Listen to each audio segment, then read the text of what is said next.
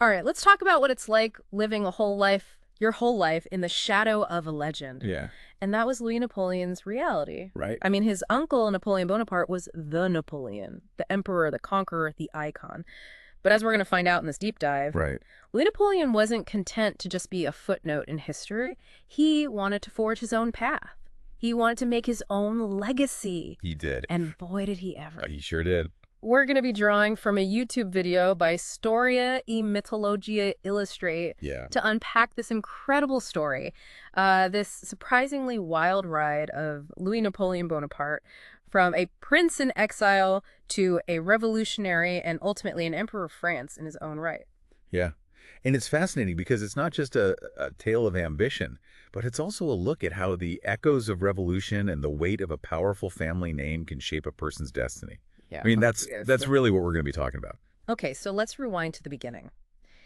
We know Louis Napoleon wasn't just some distant relative clinging to the Bonaparte name. This was Napoleon I's nephew and godson. That's right. Can you set the scene for us? Like, what was his early life like? Well, Louis Napoleon was born into immense privilege at the height of the First French Empire.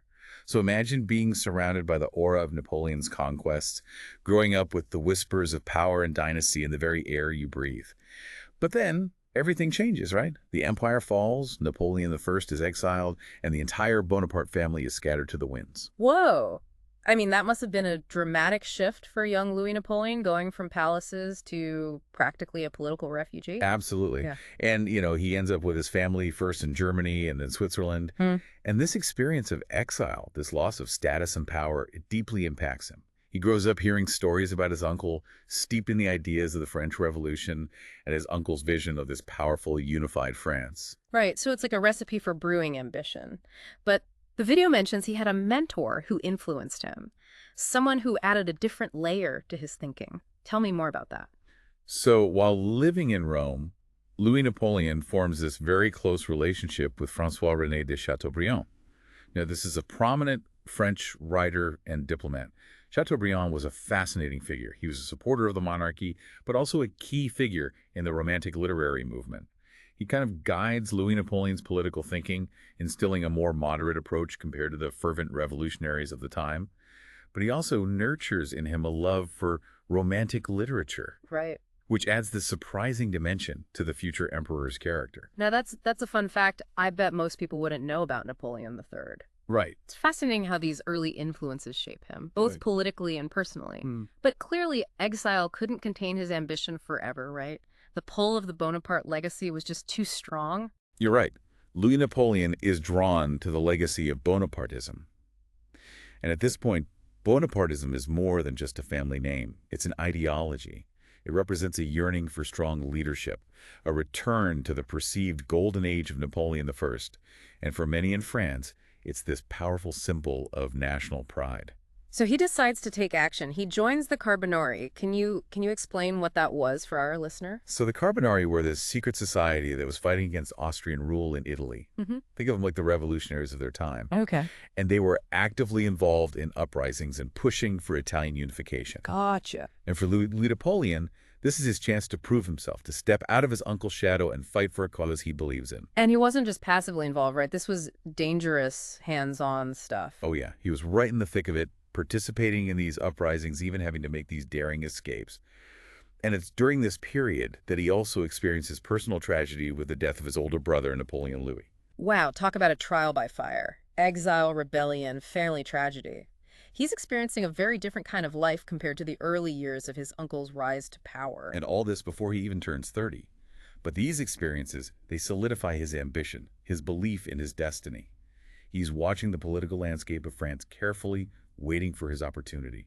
And in 1830, it arrives. The July Revolution brings down the Bourbon monarchy, and a new king, Louis Philippe, takes the throne. Okay, so a new king, a new dynasty. What does this mean for Louis Napoleon? Is he finally allowed back to France? Well, he's allowed to return with his mother, but they have to keep a low profile.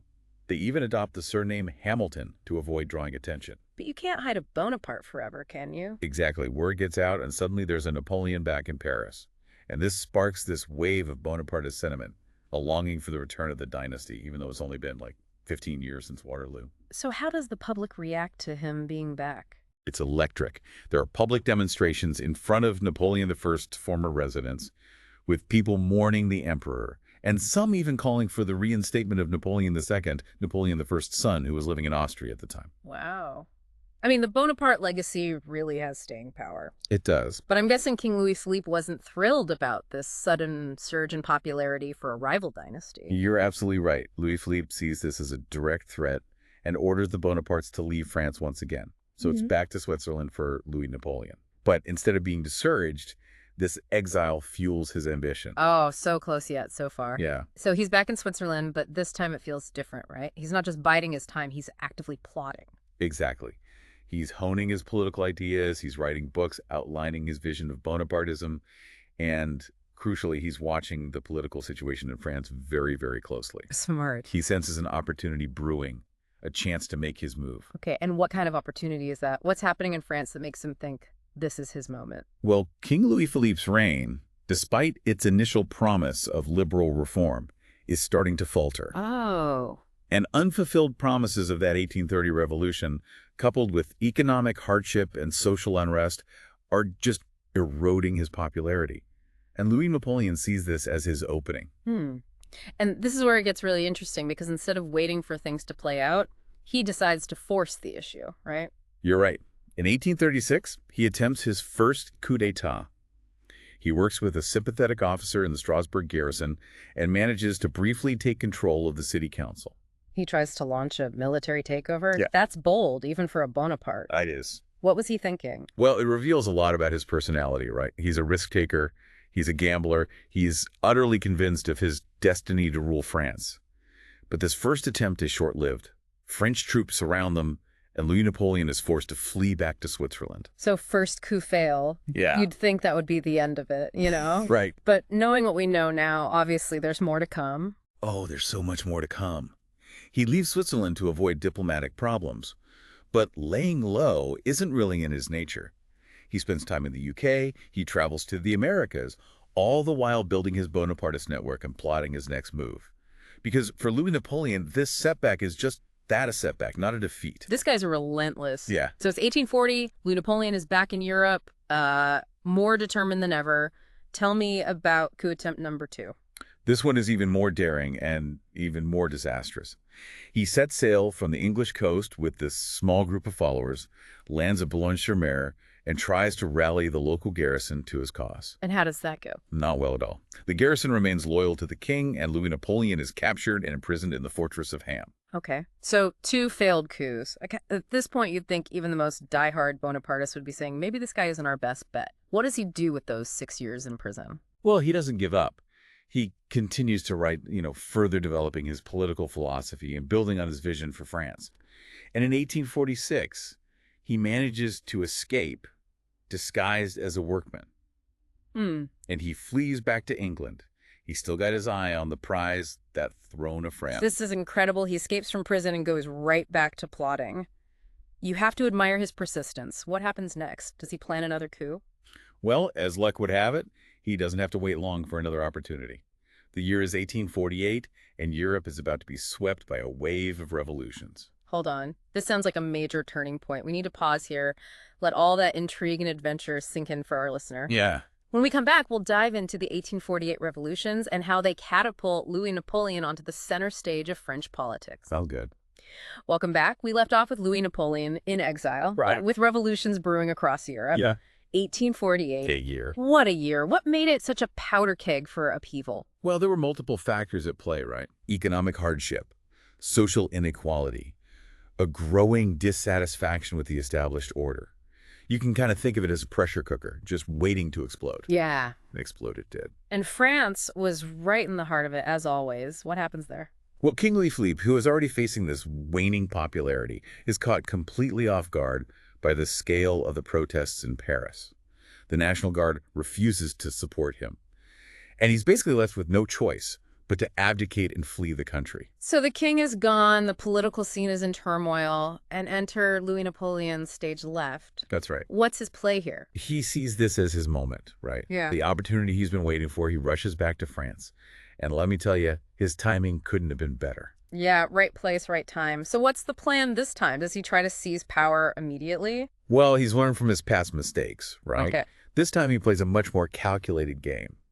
Instead of another risky coup, he presents himself as a man of the people, a unifying figure who can restore order and stability. Smart. Position yourself as the solution, not the problem. So how does he turn that popularity into actual power? Through elections. Remember, the revolution ushered in these democratic reforms, including direct elections for the presidency. Right. Louis Napoleon capitalizes on his name and his carefully crafted image, Right. and he throws his hat in the ring. And I'm guessing he wins. It's a landslide victory. In December 1848, he's elected president of the Second Republic with, get this, 74.3% of the vote. Wow. 4 years after escaping from prison. I know. What a comeback. So he's president. Is that the end of the story? Right. Does he settle into the role and live out his days as a respected statesman? This is Louis Napoleon we're talking about, a man with immense ambition and this deep belief in his right to rule. The presidency is just the first step in a much grander plan. Here we go again. I know. So what's next? Well, he quickly finds himself at odds with the National Assembly, which is dominated by this mix of conservative monarchists Right. and radical Republicans. Yeah. A recipe for political gridlock, for sure. Exactly. So he uses his presidential powers to kind of, chip away at the Assembly's authority, right? He appoints loyalists to key positions, plays different factions against each other, and starts courting the support of the army. He even adopts the title Prince President, a not-so-subtle nod to his imperial ambitions. So he's consolidating power, but this is still a democratic republic. Yeah. Surely he can't just declare himself emperor. Well, you're right. It's not that straightforward. But Louis Napoleon understands the mood of the nation. People are tired of instability. They crave strong leadership. They're drawn to the nostalgia of the empire. Ah, the allure of the good old days. It's a powerful force. It is. And he knows if he plays his cards right, he can seize absolute power. Okay. This is where the suspense really builds. What's the plan? So on December 10, 1851, the 47th anniversary of Napoleon I's coronation, Louis Napoleon launches a coup d'etat. This is a pivotal moment. He's not just playing politics anymore. He's taking a huge gamble. He is. Soldiers loyal to him take control of key government buildings, arrest opposition leaders, and dissolve the National Assembly. And what's the public reaction? Well, there's some resistance, led by Republicans and socialists. Yeah. But it's quickly and brutally crushed. Louis Napoleon has the army on his side, and he's not afraid to use force. And what happens to those who opposed him? Many are imprisoned or exiled. Freedom of the press is curtailed. Dissent is silenced. Wow. From exiled prince to revolutionary to president to coup leader. What a story. And now I'm guessing emperor? You are absolutely right. The coup of 1851 marks the beginning of the Second Empire and the rise of Napoleon III. He actually went there. He crowned himself emperor. He did. But to understand how that happens and what his reign was like, we'll need to pick up this thread after a quick break. So it's 1852. Okay. And Louis Napoleon, after that whirlwind of exile, revolution, and a very decisive coup d'etat, is about to take a pretty bold step. Okay. What's he going to do? He stages a plebiscite. A plebiscite. Can you explain that a bit more for our listener? Sure. So it's a direct vote by the electorate on a specific question or issue. Gotcha. And in this case, it was basically to approve or reject Louis Napoleon's new constitution, which consolidated his power and paved the way for the Second Empire.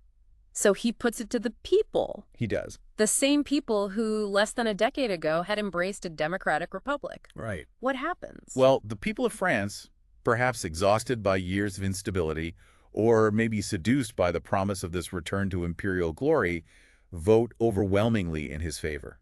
Wow. So with that, Louis Napoleon Bonaparte becomes Emperor Napoleon III. Emperor of the French. Emperor is the French. The Second Empire is born. It is. What do you think is going through his mind at this moment? Oh, it's got to be a mix of emotions, right? Triumph, relief, a sense of destiny fulfilled. Yeah. But knowing Louis Napoleon, there's also this keen awareness of the challenges ahead. He's not just inheriting a title, he's inheriting the legacy of his uncle. A legacy of military might, political upheaval, and ultimately downfall. Right. I mean, those are some big shoes to fill. They're huge shoes to fill. But, he's definitely aware of the comparisons. But Napoleon III, he's determined to rule in his own way. Okay. His focus is on modernizing France, Yeah. Boosting its economy and strengthening its position on the world stage. Sounds ambitious. Very ambitious. Where does he even begin? Well, one of his first priorities is to kind of consolidate his power, right? Yeah. He tightens censorship, exiles or imprisons political opponents, and drafts a new constitution that grants him sweeping authority. Okay, so maybe not a champion of democracy. Right. But what about those economic reforms he promised? Does he actually deliver on those? This is where Napoleon III's legacy gets really interesting. Okay. He understands that for France to really compete in the modern world, it needs to industrialize. Yeah. Catch up with countries like Great Britain and Germany. Yeah. He invests heavily in infrastructure. Railroads, canals, roads, all aimed at kind of connecting the country and facilitating trade. And I seem to recall he made some major changes to the financial system as well. Oh, absolutely. He overhauls the banking system, encourages new financial institutions, and promotes free trade, opening up the French economy to foreign investment. So is this like the start of the Belle Epoque, that era of prosperity and cultural flourishing we often hear about? It is.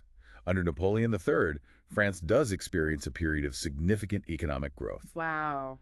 Industry booms, cities expand, a new middle class emerges. And of course, we can't forget about Paris. Of course not. Wasn't Napoleon III like obsessed with transforming the city? He was. He wanted Paris to be the most modern, beautiful, and impressive capital in Europe. Yeah. So he hires Baron Haussmann, a brilliant urban planner, Yeah. to oversee this massive renovation. And what a transformation it was, right? Well- Wide boulevards, grand squares, parks, monuments, those iconic Haussmann buildings that define Paris today. Exactly. I mean, it's all thanks to Napoleon III's vision. It is. And, you know, he saw it as a way to not only beautify the city, but also improve public health, reduce crime, and even make it harder for revolutionaries to build barricades. Ah, so that explains the wide boulevards. Yes. It's all starting to make sense. Yeah.